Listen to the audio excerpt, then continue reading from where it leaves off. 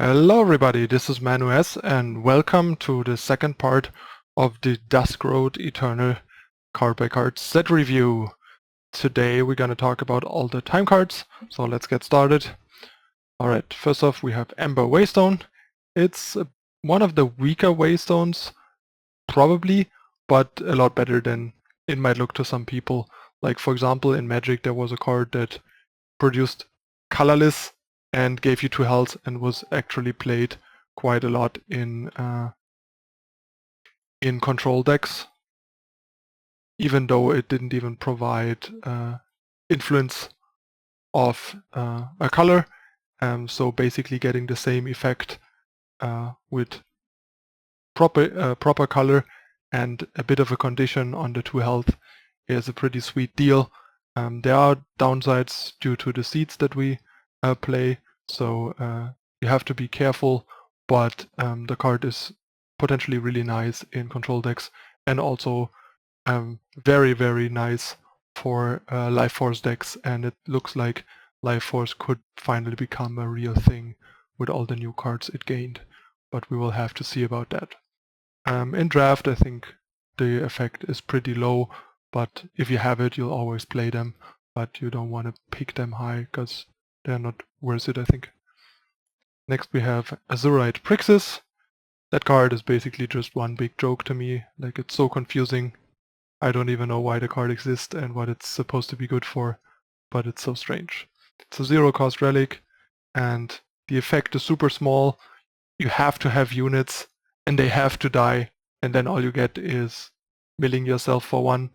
So even if you're like looking to mill yourself or like Grasping at Shadows or stuff like that, or Torrent of Spiders, even then it's like such a small effect and might happen so late and so unreliable that it's not even a help for what you want it to do.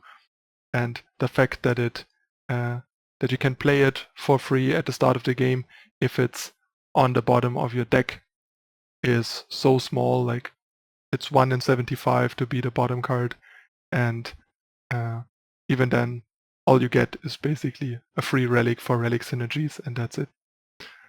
I don't even know why this card exists. It's just seems like such a troll to me. It's like easily the most useless and worst card in the entire set, I would say.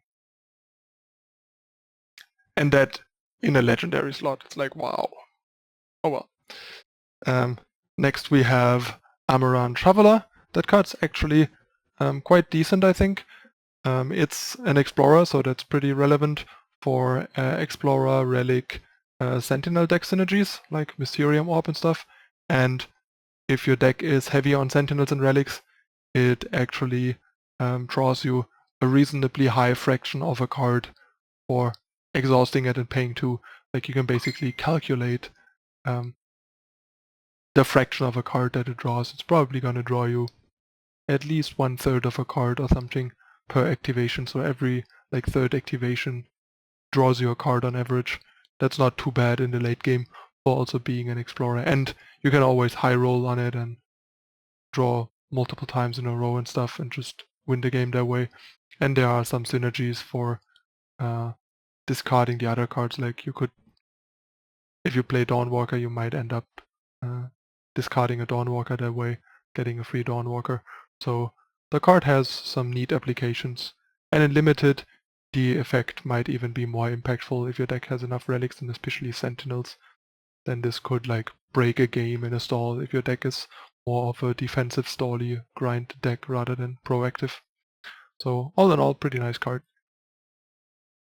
Next we have Ancient Wubble. That's kind of an interesting one. It's a pretty nice, reliable Life Force enabler, at least for the Life Force cards that only want you to gain health to trigger, and the amount of health is irrelevant for their trigger. Once per turn you may pay 1 to gain 1 health. It's a bit slow because it costs you 1 to activate, but it's really nice to have a reliable Life Force activation each turn if you have enough payoff cards like Lumen and Katra and all that stuff. So it's definitely an interesting card to consider for Life Force. In draft it's not going to be very relevant anymore with 1 pack of Life Force cards, and yeah, but it still might come in handy for like a couple of Life Force cards that you picked up in the Omens of the Past pack, and like the Relic synergies from the two the Dusk Road packs might together make you wanna end up putting it in your deck as a filler sometimes. Next we have Gloaming Wisp. That card's pretty weird to me. I still think Nightfall is tendentially bad unless your deck makes better use of it than your opponent by synergy cards and also by having a low curve and being proactive enough that you can basically gain tempo on your opponent while you both gain extra resources, and you can use the extra resources better since you can do more things a turn. And most time decks don't fit that bill, and a 1/1 flying is not something that I want to put in my deck. I mean, it's a humbug, and a humbug with Nightfall still a humbug because the Nightfall kind of is a mostly symmetrical effect, even if you use it a bit better. So I just don't see it, and there's also no relevant Wisp synergies. Same goes for limited, basically. Next we have Hesitate. That's actually kind of a cool card. It's not good enough for main decks, simply because you invest a card and your opponent does not lose a card. And in addition, it in this game, counterspells like this, negating stuff, is very limited, since it only hits actual spells, and there are not that many in a lot of decks. And they also have to be like expensive enough. It has to be at least like a 3 or 4 cost spell minimum to be remotely worth it. And even then it's like so it really becomes interesting for like 4 or 5 plus cost spells where you basically get like a critical mid-game turn for free, basically virtually time walking them, gain a lot of tempo. But it is definitely an interesting and unique effect, something that time usually can't do. So it's a potentially really interesting sideboard card for fairly aggressive proactive decks to gain a lot of tempo on slow decks with harsh rolls and Channel the Tempest and all that stuff. So kind of cool that they do this kind of effect. We'll see if they do like a better version of this eventually in the future. I think in draft it's not playable at all. Next we have Lucky Prospector. This card is theoretically pretty awesome because a 1 costs 3/3 endurance, even with a condition, is super good. Like we all know Wild Nacatl from Magic if we played Magic before. And this is kind of like similarly good, even though the condition is harder to meet.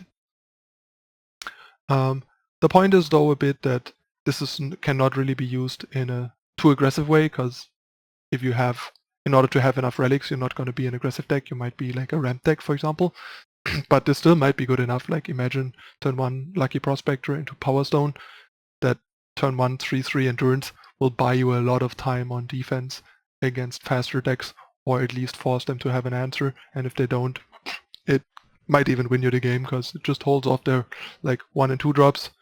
And then like turn 3 you already drop your 4 drop with the Power Stone. And then they're so behind. How will they ever like gain momentum on you if you start with a 1 power 3/3 and they have to react to you from the get-go? Like even if this might not make it into the main deck, it could be an interesting anti-aggro sideboard card in a ramp deck with enough relics to fuel this.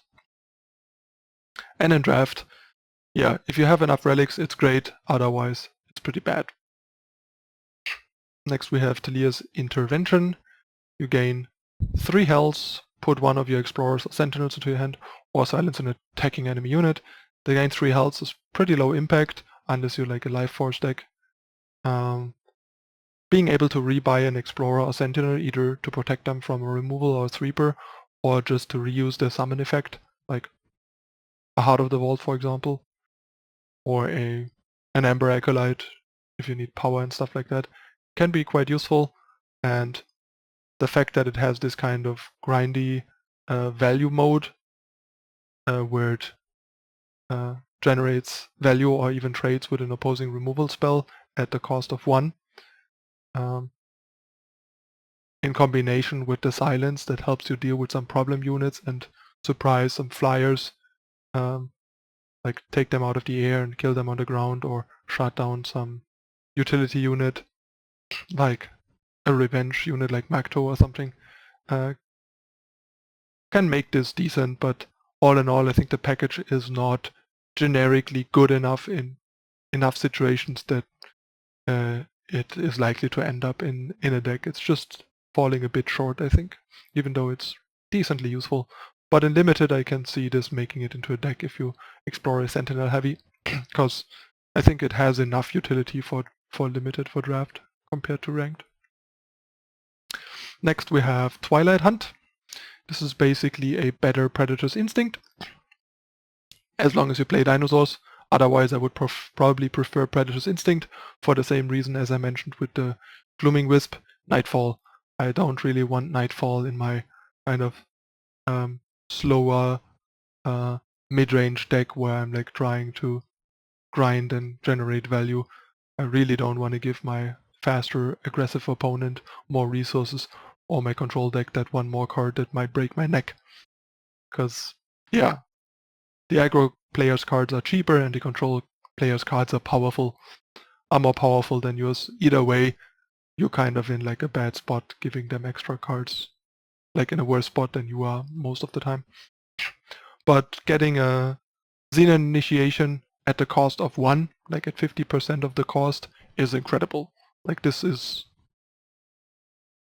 I'd say, an easy 4-off in any dinosaur deck. Card is amazing. Xenon Initiation is already pretty good, and the Xenon Initiation for 1 is incredible. It's like Dark Return level good, basically. Or better, basically. I'd say better because it gives you the same buff, but instead of giving you a unit that you have to invest more power into, it kills an opposing unit that they invested a lot of power into, so it generates tempo, while Dark Return is kind of like tempo neutral. And in Limited, it's the same.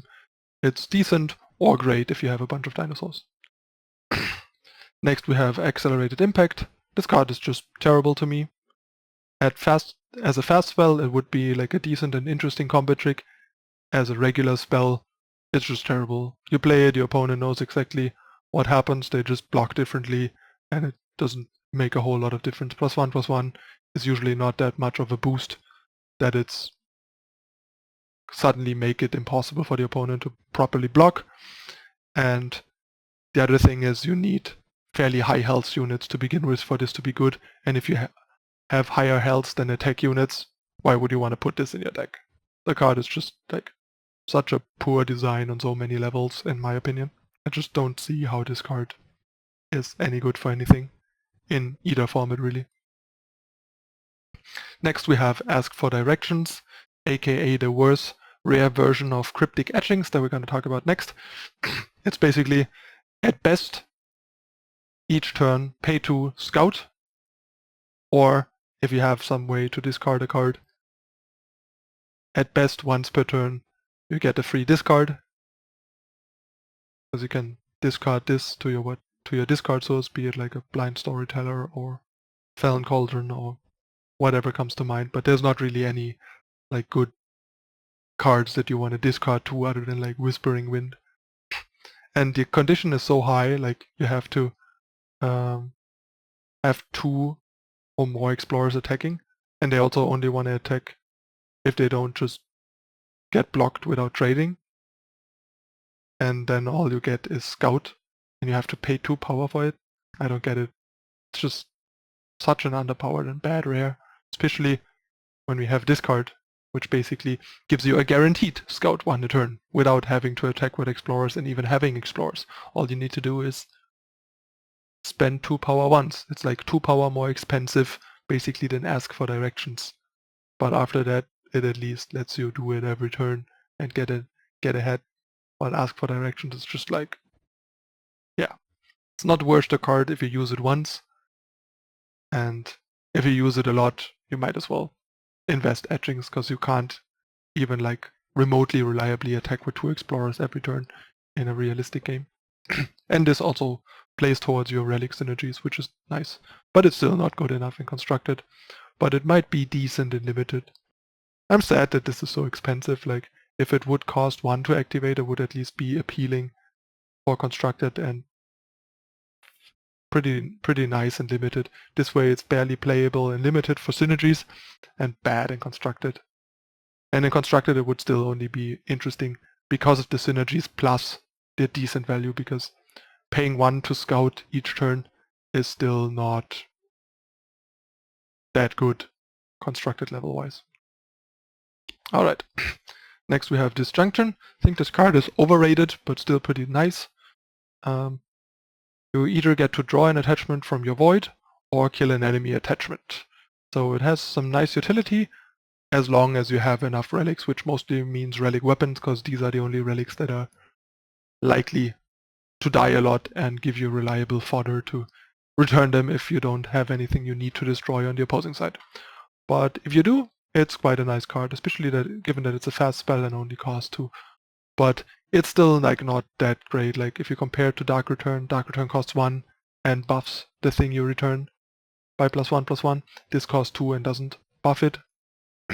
And all you get is like a situational alternative mode, and there are really honestly not that many relics in the game that you actually have to kill. There are some you can kill, like Permafrost or random relic weapons, but the relics you really need to kill most of the time are like Chalice, Gift, and sometimes Obelisk or something like that.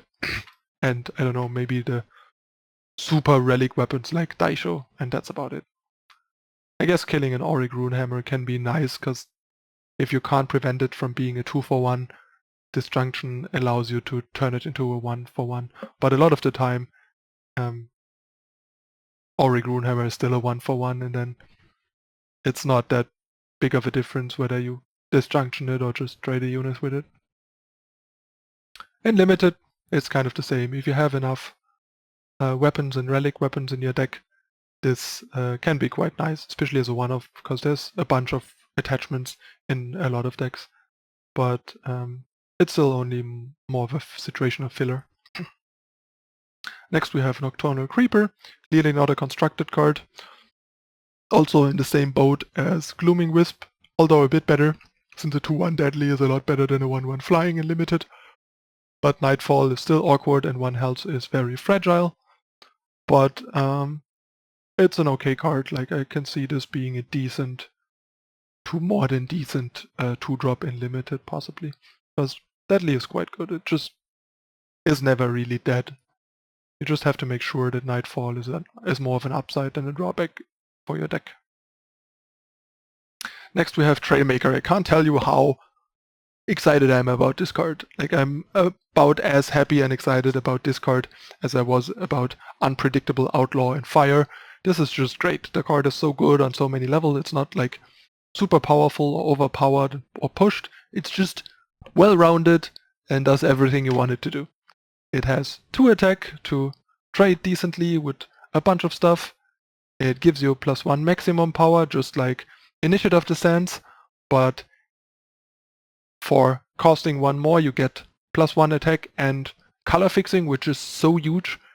This is so great for Heart of the Vault decks, accelerating into your Heart of the Vault and actually reliably accelerating, because it doesn't give you colorless maximum power, it gives you colored maximum power, making it that much more likely to have triple fire, triple time on turn 5. And it is a relevant unit type in Explorer. This card is so perfect. It fills so many holes. The turn 2 curve hole, the Explorer synergies with Evelina or with Praxis Explorer stuff, Sentinel Explorer stuff. The card is just amazing, and it's even like a great accelerant for like 3-cast decks, unlike Power Stone. I love it. This card is amazing. It's basically the dream of every non-harsh rule slower mid-range deck that has heavy color requirements. Amazing. Love the card. And in Limited, it's also great, because fixing and acceleration and body that still trades with a bunch of stuff. Yeah. Everything you could ask for. One of the best time cards in the set, in my opinion. Next we have Baying Sarasaur. Not particularly great, definitely not a constructed card. This effectively is a 4/4 the next turn, thanks to Nightfall, attacking for 4, and after that it's basically a 2/2 on the opponent's turn and a 3/3 on your turn, which is not great for 3.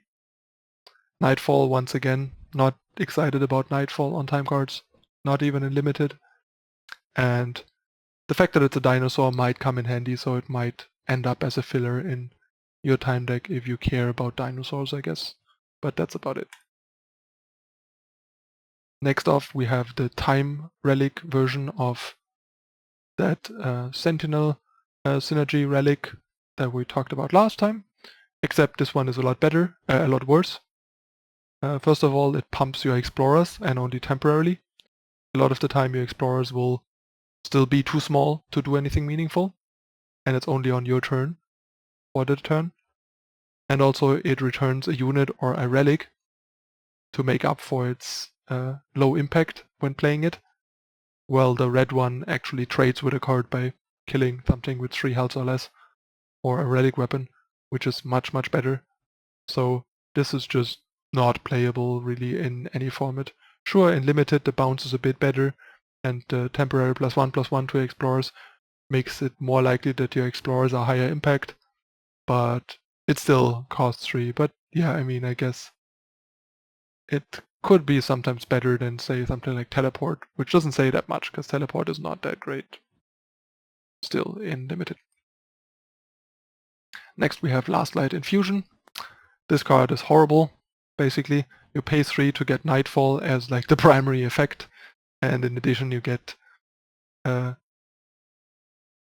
actually it's a bit better, since it gives 2 of your units +1/+1 permanently. I initially thought it's only for that turn. But yeah, it's like, okay, I mean, it's clearly not a constructed card, but in Limited, giving 2 of your units permanently +1/+1 plus the Nightfall might be okay, but once again, I still am not convinced that Nightfall is that good of a thing on Time. Time is usually just too kind of grindy, mid-rangey, slow and defensive, and not aggressive enough. And Nightfall is really something that I only like in aggressive decks in theory. But yeah, it's like possibly an okay card in Limited. Curving out like 1 and 2 or 2 and 3, and then buffing them can be decent. Next we have Lunar Magus, another Time Nightfall card, another reactive defensive card. Effectively every turn you trigger Night with all these other bad Night cards you don't want to put in your deck. You gain a net of 3 health, or like a 5 health, a 4 health life swing, because your opponent loses 1, you gain +3. It's nice that at least triggers every turn, so it can be a bit annoying in terms of how much time it buys you. So it buys you time to use the Nightfall triggers that you generate, making them a bit better, because it takes away from the potentially tempo that the faster deck gets by giving them extra cards. And being 4 health as a 3-drop makes it a decent blocker, but still like not convinced. I'd rather just put like Combre Healer in my deck, or any of the other 4+ health units in Time or Time plus X. I just don't like Nightfall on reactive cards. And I also don't see how you want to pair this with any other Nightfall color like Shadow or Primal to make this matter.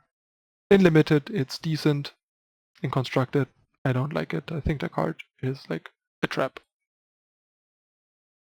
Next we have Moondial, another weird card, basically a 3-cost do-nothing relic that on summon does Nightfall, and later you can spend 5 power a turn to draw a card, but you basically have to invest 8 power already to break even and replace Moondial, so you have to invest 13 power to run a profit, and that is just too slow. And once again, I don't like it in slow, like Nightfall in slow reactive decks, because the opponent is gonna benefit so much more from the extra card than you are, especially if you have a Moondial that is meant to draw your extra cards. This card is kind of like contradictory in itself. In Limited, I can see this being decent if you can stall out the game. Even paying 5 to draw an extra card can win you the game, especially if you care about relic synergies. But yeah, situational card for some decks. Next we have Premonitions Whisp. I really like this card. I think it's pretty sweet. Nice synergy with Katra, getting 2 bodies for 1 card. Basically being a better Marizen's Disciple if you have enough Life Force triggers, and getting like a 4/4 Radiant is pretty nice, especially because it's a multi-faction unit, so it doesn't die to Annihilate the bigger part of the unit.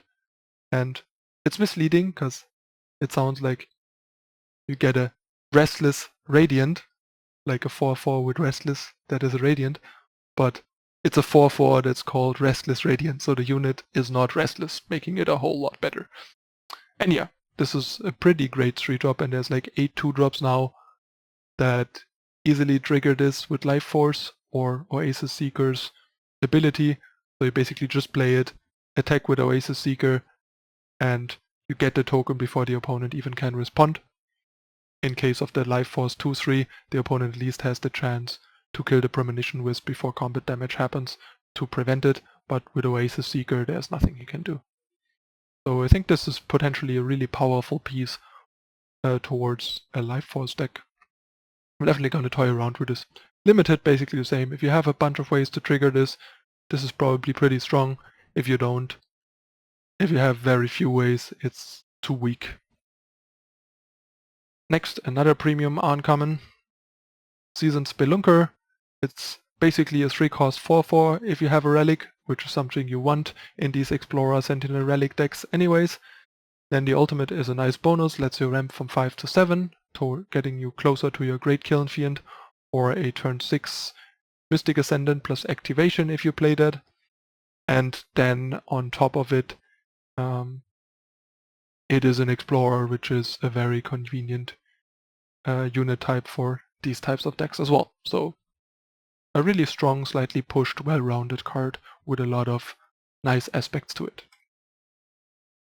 And a limited, a 3-cost 3/3 with a cheap bonus ultimate is already nice, and it turns itself on eventually into a 4/4, and you might even have a Relic to turn it on earlier, so premium 3-drop in limited too.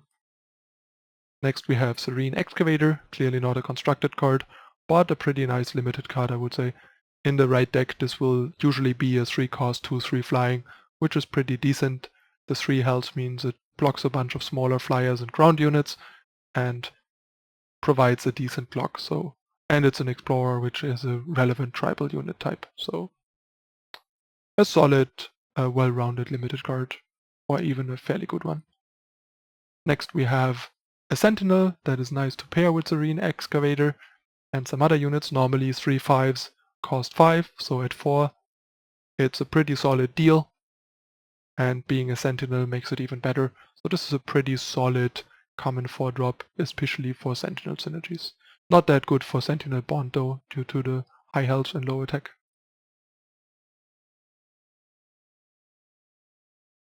Next we have Fantastic Revelation, another one of these weird and seemingly very bad Nightfall cards, clearly useless in limited, and even constructed, like how many power cards do you even have to have in your hand for this to matter, and also what do you do when most of your hand was power and you use it and you put it in play, like you still need enough cards to actually do something with the power.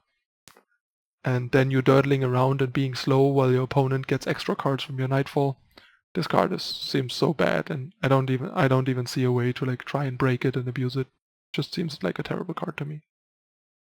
Next we have Gearmaster, the preview card from the preview event. I think I constructed this pretty bad. 4-cost 2/2 is simply too fragile. The tribe it synergizes with our Sentinels, which are really slow and clunky, so you can at best play 1 a turn, and you're also gonna have so many in your deck.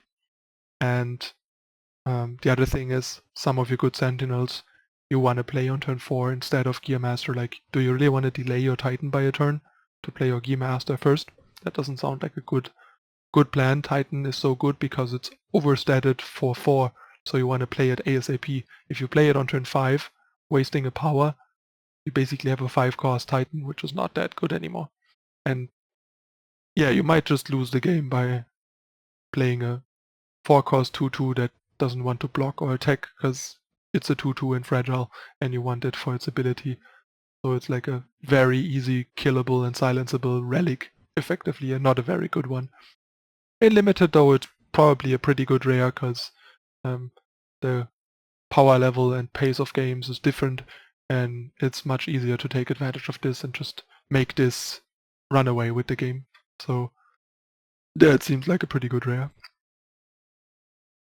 Next we have Hissing Spiketail, clearly not constructed, playable, and also actually pretty bad and limited, like a bad filler basically if you need dinosaurs, but a 4/2 overwhelm is a pretty bad stat line for a 4-drop, and gaining a health per dinosaur you play doesn't make it any better. Next we have Insistent Automaton. That's a pretty good Sentinel for limited at least. I think I constructed it's too slow and situational. First of all, you have to have a unit in play, I think. I'm not sure. Like, if you don't have a unit, this might actually just be a 4-cost 4/5. It's not entirely clear, but I think that's how it works, so that's pretty nice. So in limited, if you trade away your units before turn 4, you can just slam this and have it be a much better Stripe Director then, because 1 health more makes all the difference in the world. And it's a Sentinel, so it's a relevant unit type. And otherwise you might be able to rebuy like an Explorer with a summon effect or something to make decent use of it, or something with a curse later on.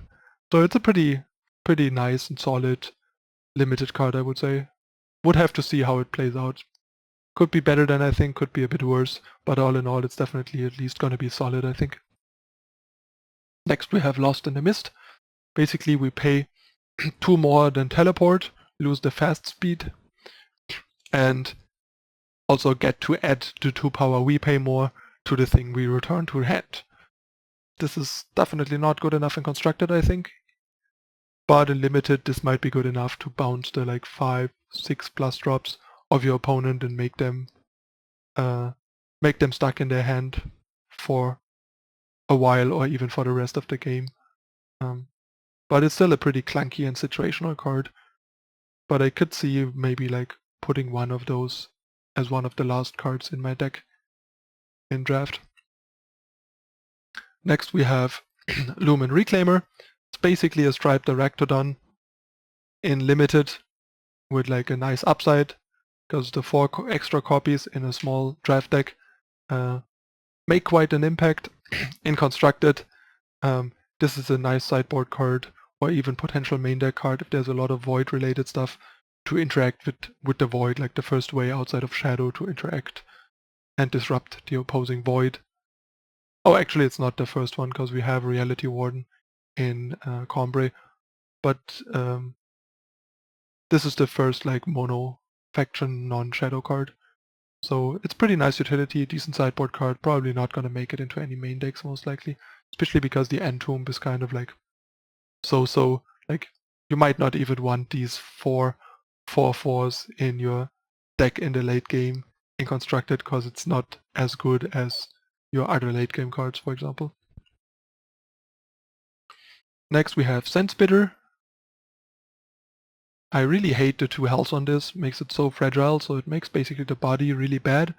The fact that it's a dinosaur is a nice bonus, and the fact that it has 5 health makes it synergize with Sauropod Wrangler, and therefore lets you much easier put it out on turn 3 between Sauropod Wrangler and Trailmaker as additional explorers in a dinosaur deck possibly. The summon is quite situational though, like every turn later you put this out, it's less likely to be relevant. Sure, if you're on the play and drop this turn 3 against a spell heavy deck, it's really good, but on ladder there's plenty of decks where it doesn't even do a whole lot, and then you have a 2 health 4-drop that just trades with opposing 1-drops. Not impressed by the card, but it might be a nice sideboard card against like slower control decks, because there it can be really backbreaking, making all their clunky removal and sweepers and card draw 1 more expensive can be very brutal. So keep it in mind for like tournament sideboards. In limited, not very exciting. It's mostly a 4-cost 5/2 vanilla dinosaur. Better than the 4/2 overwhelm, but still not very good. Next we have another really weird and in my opinion bad Nightfall card, because it's another like reactive slow card that basically costs you a card without being worth a card, because you gain 8 health, effectively 7 due to the Nightfall, and you really don't want to invest a card to gain 7 health. It's not good. And Nightfall doesn't help it. I don't see this card in either format.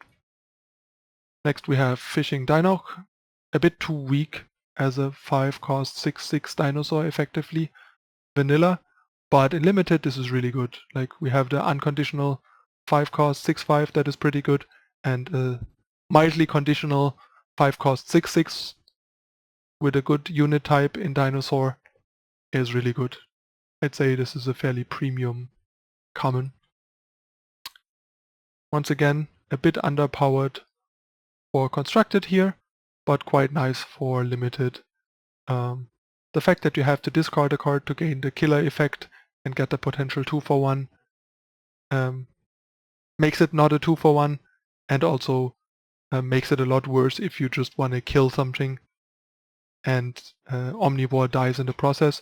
So it's not very nice to discard a card, give this killer, and then just trade the Omnivore with something. So you basically have to eat a unit with 2 attack or less. But then you are left with a 5/4 dinosaur for 5 that lets you gain some tempo. So it is a decent card for limited for sure, but a bit situational and not super powerful. Next we have Sandbinder Sentinel. This is a pretty nice one. Not quite good enough for constructed, I would say, but a 4/6 with a good unit type like Sentinel that in addition shuts down an opposing flyer is pretty nice, because Sandbind basically has the sand effect like Sandstorm Titan, or Sandstorm by grounding a flying unit as a curse. So it's like a bad silence on a flyer effectively, and a 5-cost 4/6, which is pretty good stats, so it's pretty good limited card. Next we have Steering Sand, one of the better tribal cards that you can replicate by paying 2 and exhausting a tribal unit. Here it's returning a Sentinel from your void to play for free, and for each of your explorers you may pay 2 and exhaust an explorer to get an additional Sentinel from your void. So at 7 this brings back 2 Sentinels like a Heart of the Vault and Sandstorm Titan, which suddenly sounds pretty powerful. And even for 5 getting back a Heart of the Vault is pretty good. You get the cost reduction, you get the 2 damage, you get to draw a card, and that for 1 cost less than the actual Heart of the Vault. And on turn 7, if your Heart of the Vault died and you have had a power drop each turn, you can already like use it twice on the Heart of the Vault and something else.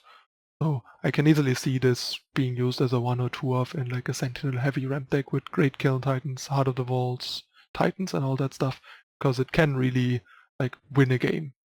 If you play this for 2 or 3 in the late game, it just breaks a lot of opponents, even control decks. So has potential. And a limited, I can see this being a bomb. Then we have Worldbearer Behemoth, just a monster in constructed, 6/7 overwhelm for 5, and a relevant unit type in dinosaur is already pretty good. And then the implications of putting a random power and then 2 and then 3 in play each turn with like ramping and empower in like a Praxis ramp deck, or with Mystic Ascendant and Awakened Student and all that stuff is really, really strong. This is definitely one of the constructed staples from the deck, and like most constructed staples, they are really good draft cards at least, or bombs. So I wouldn't say this is a bomb in limited, because the ramp effect is not that good in limited, but a 5-cost 6/7 overwhelm dinosaur is pretty strong, so it's a really good card in limited at least. Next we have Invoke the Waystones. This is kind of an interesting one. At 4 time it's not easily supported, but it's kind of a nice way of never running out of resources. Basically from turn 6 on, you can just, if you keep hitting your power drops, just play this every turn, have like a free play each turn. But you have to keep in mind it's very tempo inefficient. You can easily hit a power card and then all you did is like play a 6 cost Secret Pages, which is not very impressive. But yeah, it's an interesting card that might have some late game break potential out of sideboards or might be broken in some way. We'll see. It's something a little different, but they made it in a way that you can't abuse it. In Limited, this can easily win a stalled out game, but you have to be careful because reducing your deck size by 5 every time you play it can escalate pretty quickly, so you can't use it too often, otherwise you run out of cards. But playing this 2 to 3 times in draft can make the difference if you hit well. So might be a win condition for like a slow draft deck. Next we have Panoptic Guardian. I'm so baffled by this card. Why does a 2/5 ambush with a super low impact fate effect cost 6? It makes no sense. It doesn't even ambush well. Like, everything you ambush will most likely not die. That card is so bad. Like, it's unplayable constructed and even pretty bad in Limited. I don't get it. Next we have Time Worn Sentinel. Not quite constructed power level, but a pretty amazing draft card. Like, there's this 3/5 Endurance Sentinel with Warp that is already like a premium common. And for 1 cost more, we get 1 extra health and an easier condition in Explorer Ally that draws us a card, and drawing a card is more universal than Warp. So this is basically as good or better as the 3/5 Warp. So potential slam dunk common. Like, if there's no premium rare or uncommon, this might easily be the best common in a lot of packs, I think. Next we have Tomb Protector. A 6/8 for 6 is pretty nice stats, even for constructed. And your cards can't be stolen while Tomb Protector is ready. Is a bit weird, because first of all, you want to be attacking with it a lot of the time, so if you attack, it doesn't even have an additional effect other than being a 6 cost 6/8, which is not good enough for constructed. And even if it's ready, there's not that many playable steal effects in constructed either, so it might be like an interesting sideboard card if there's some deck with Madness and some other steal effects that you want to like prevent. But all in all, not quite constructed relevant. But a 6/8 for 6 alone is already pretty good in Limited, so especially as a Sentinel, so it'll usually make it into your draft deck easily. Next we have Sawbull, a 7/6 dinosaur that has charge if you have another dinosaur. Unlike a lot of other ally cards, this is basically a summon effect, because what does it help if you play a dinosaur after this and give this charge? It's already in play, it can already attack anyway. So you need to have the dinosaur in play by the time you play this for this ally to actually matter. The fact that it kills enemy attachments is neat, but won't come up often enough to be counted towards its usefulness. For the most part, you have to mostly judge it on the 7/6 charge for 7, which is not good enough in constructed, but the 7/6 for 7 is already pretty decent in Limited. The fact that it's a dinosaur and often will have charge makes it a lot better, and that it starts eating random attachments, which are more common in draft, I would say, are all nice bonuses, making this a pretty nice 7-drop. I mean, 7-drops are still 7-drops, and you have to be careful in what decks to put them in Limited, but if your deck wants a 7-drop, this is a pretty good one. Next card, Sandbinder Unbound, 7 cost, 7/7. This card is just really bad, I think. Even with letting you save up power from one turn to another, paying 33 is so much for the ultimate that it won't happen in the average game. But if you ever get there, turning it into a 14/14 Overwhelm and then taking an extra turn, getting to attack twice for 14 with Overwhelm, is pretty good and can win you games alone. So in draft, a 7/7 for 7 is already pretty good with the nice bonus ability, and then the ultimate is game breaking. So in Limited, this is a pretty good curve topper In Constructed, I don't see the card. It's cute and all but not good. Next we have Dinosaur Stampede. This card is just so terrible. Also, I don't get why a Stampede doesn't grant Overwhelm. I mean, they're all like stampeding and trampling over stuff. How do they not get Overwhelm? And the card would at least be decent. But yeah, an overrun type effect for 8 power that is conditional on a certain unit type, only affecting a certain unit type, and you need enough of them to even get enough bonus out of it, and then you don't even get Overwhelm. It's just so bad, especially because dinosaurs are big. Most of your dinosaurs will already be pretty big. Making them bigger without even giving them Overwhelm is not useful. And 8-cost spells have to be really, really good to even make it into any deck, limited or constructed. And they basically have to win you the game, and this one just doesn't. It's just such a bad card. It's way too expensive, and also, like, it should probably cost like 6 and give Overwhelm, and then it would still not be that great, but it at least would be like a card worth looking at. This way, it's the kind of card that I would tear into pieces if I open it in a booster pack in real life, or just light it on fire, or fling it across the room, or whatever. Next we have a Bond Sentinel. It's a 4/5. If it dies, you get 3 1/1 Explorers, which unfortunately is a little late by the time this dies. Getting 3 1/1's not that impressive. If it was a summon, it would be much more appealing and pretty decent actually, because Bond 8 is still a lot. You will usually have to exhaust a Sentinel that you played the turn before instead of attacking or blocking with it, and spend some extra power to drop this, and then you end up with a 4/5. So pretty weak and constructed, but in limited this might just be barely good enough with a bunch of high attack Sentinels to support this, because the 3 1/1s will also be more relevant there. Temporal Distortion. Card is kind of nice in the sense that it's free in terms of power, because the turn you play it, you just play it, pass your turn, and then you get all the power back. And in a deck that is mostly spell-based, which a deck is that would have Temporal Distortion in it, you basically still get to take your 8th turn on the opposing turn. And after that, this is basically a giant ramp spell that doubles your power, which is the main effect. The fast spell, turning your spells into fast spells is just a nice bonus that also makes it easier to use the double power you get. The problem is you are down a card when you play this, so you have to still have a lot of resources left to get enough use out of this.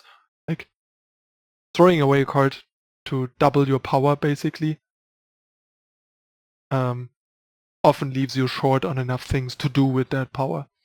But yeah, I don't know, a deck with 4-channel the Tempest might want one of these to go nuts in the late game, but it seems like it's mostly gonna be a win more. So not sold on this, but maybe there will be a way to break it. It's definitely kind of a flashy and interesting card, but ultimately not gonna cut it, I think, most likely. Next we have Emerging Colossus. 9 drops are not very appealing in either format, because 9 is just so much, and this is not even good enough. It's a 7/9 Overwhelm, which is nice, but it has like no summon effect, generates no value the turn you drop it, so the opponent can just kill it with like a 2 or 3 cost removal and break even on cards and get a huge tempo swing. And even if it lives, it has to deal damage to the opponent, and you have to have a card which that costs 6 or more in your void and to get any value out of it. Sure, then it's pretty nice because it makes lets you recure all your expensive strong cards and play them for almost free. But there's a lot of ifs for this to even be like worth it. So, and hitting 9 power and then discard being the thing you want to do is also not very likely. And 9 is just too much for like the average draft game as well. Another Bond Sentinel. 7/8 Overwhelm Bond, not quite constructed power level, but at a bond of 9, a 7/8 Overwhelm locks up the board so well and is such a good threat that I can easily see this being like a pretty decent card in a high attack Sentinel heavy draft deck to just go over the top in the late game. Is quite a board presence at 8 health. Next we have another Bond guy. Once again, not really constructed playable, but in limited pretty good. A 6/6 is pretty good stat line, and then every time it attacks you get another 3/3 with Overwhelm in addition, making it run away with the game pretty quickly if the opponent can't shut it down. And 10 is quite a lot, but with a fair share of like high attack mid-game dinosaurs to bond this, like for example bonding your striped Arachnodon on turn 6 with this and dropping this is usually worth the hassle, because a 6/6 blocks pretty well the turn it comes down and then generates enough value to make up for the loss in like tempo from the bond. So looks like a pretty playable limited card. And last but not least we have Nova Quake Titan. Problem here is quadruple time is nothing to sneeze at. Might be a problem by the time you want to can bond this the first time. And then if you have a unit that makes this cheap enough to drop at a reasonable point in time, you might already just be like winning enough that you don't need Nova Quake Titan, and when you need Nova Quake Titan you often won't be able to actually play him even with bond, because 16 is so much. Like with a Titan it still costs 11. That's like so huge. And if you have like a Great Kiln Titan that makes this cost 7, if your Great Kiln Titan lives till your next turn to bond this, you're already kind of winning. You're getting a second Great Kiln Titan, trigger this turn, already got one last turn, you have a 9/7. You don't really need Titan in that situation. And if you're not in that situation, you probably want anything but Titan, because Titan is not going to help you survive if you're behind. So it's, while it is really powerful, it's basically a hardly supportable win more card. And if you flip it with Great Kiln Titan, you're not even going to get the bond. All you get is a 10/11, which is not great. So yeah, cool card, but ultimately bad card in both formats. Alright, that concludes the second part of the Eternal set review for Time. I hope you guys enjoyed it. If you did, please like down below and subscribe for more reviews coming in the future and other content. Turn on the notification icon to not miss anything. Let me know in the comments what you think about the cards, where you disagree or where you're surprised about my rating, or if you have questions, just let me know and I'll reply as soon as I can. Thanks for watching everyone. This is Manu S and I'm out. Bye.